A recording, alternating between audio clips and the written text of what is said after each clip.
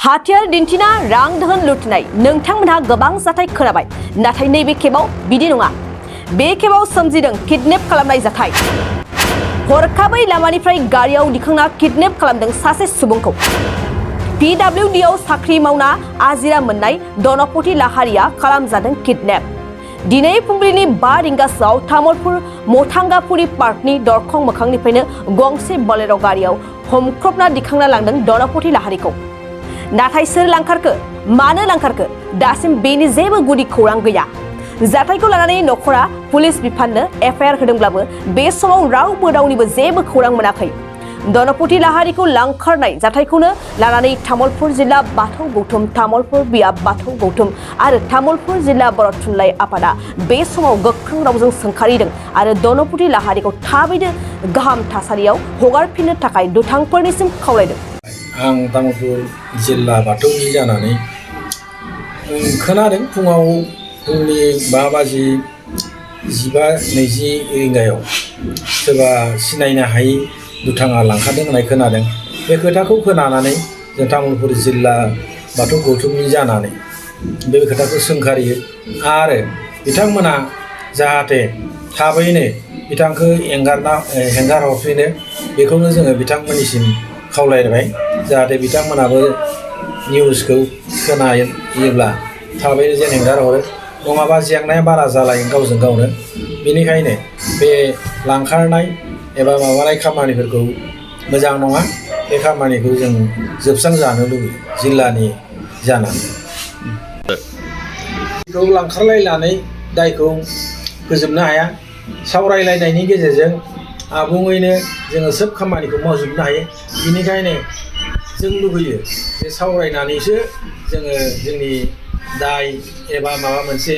सावरायनो गोनां बाथ्राफोरखौ सावरायनानै फोजोबोबा साबसिन जायो बेबायदि लांखारनाय दोनखारनाय बेफोर खामानिया मोजां नङा बेखौ बयबो निन्दा होगोन बेनिखायनो आं बे लांखारनाय हाबाफारिखौ आंबो मोजां मोनाखै आङो जिल्लानि जानानै बेखौ सोंखारियो जे बिथांमोना बे खामानिखौ मावनाया मोजां जायाखै रायलायनायनि गेजेराव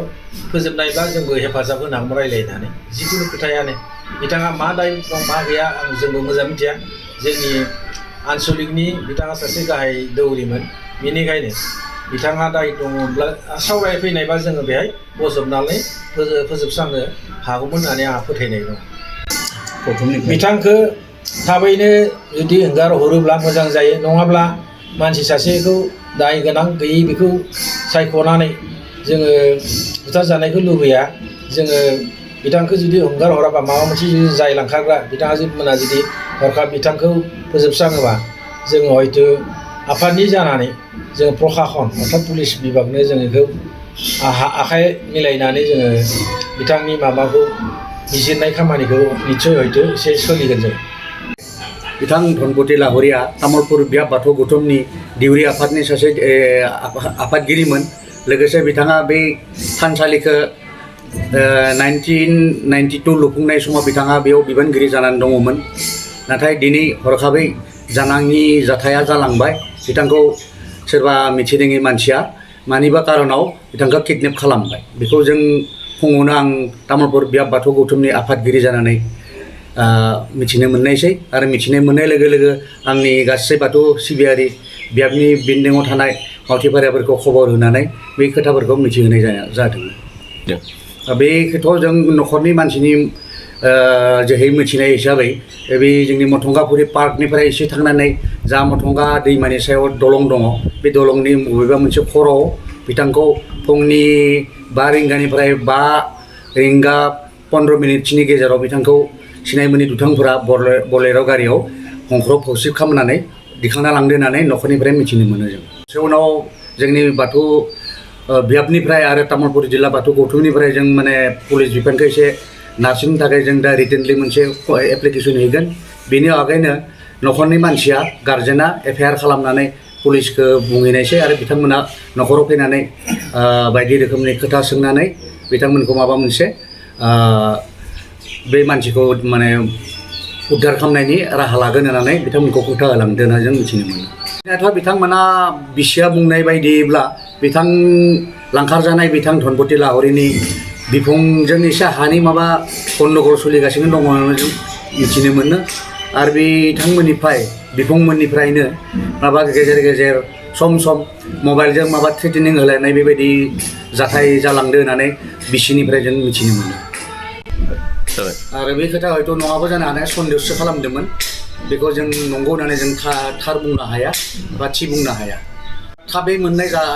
माने जाहोना जाहैगोन प्रसासना बेसेबां माने गोख्रोङै खामानि मावनो थाखाय आवगायो बेनि सायाव बे गासै खोथायानो माने डिपेन्ड खालामगोन ओंखायनो जों तामुलपुर बियाब बाथौ गौथुम आरो तामुलपुर जिल्ला बाथौ गौथुमा जों जर'खायै प्रशासननि सायाव नारसिननो थाखाय जों बियाबनिफ्राय आरो जिल्लानिफ्राय माने लिखित भाबै जों दा एप्लिकेसन होगोन होननानै माने थि खालामदों लांखारनाय धनपत लाहारिखौ माने उद्धार खालामनो हायो बेनि थाखाय जों माने इसोरनि सेराव आरज गाबहरनाय जादों लोगोसे मिजिंथि जे प्रशासना जेरैखि जाया बिथांखौ थाबैनो दिनैनि साननि भितराव जाहाथे उद्धार खालामनो हायो बेनि थाखाय बिथांमोनखौ जों खावलायहरनाय जादों जानाय धनपत लाहारि बिथांनि न'आ जाबाय मथंगाफार बारायगाव गामिनि आरो बिथांखौ जाय लांखारदों बिथांमोनखौ जों तामुलपुर बियाब बाथौ गौथुमनिफ्राय खावलायनाय जायो जे बिथांखौ जाहाथे मोजाङै जाबादि लांदों बेबादिनो लांफिननानै न'आव दोनफैयो बेनि थाखाय जों तामुलपुर बियाब बाथौ गौथुमनि जानानै बिथांमोननिसिम जों खावलायनाय थाबाय थाखो 8, 9 आरो 10 नि फरायसाफोरनि थाखाय मोनसे गोनां फोसावथाय इम्पल्स आसामा नोंथांनि थाखाय होदों अनलाइन टिउसन एप्सनि सुबिदा बर' आरो एसामिस मोन्नैबो बिजोंनि 8, 9 आरो 10 थाखोनि बिगियान सानखान्थि आरो इंराजि आयदायाव अनलाइन टिउसननि सुबिदाखौ होगोन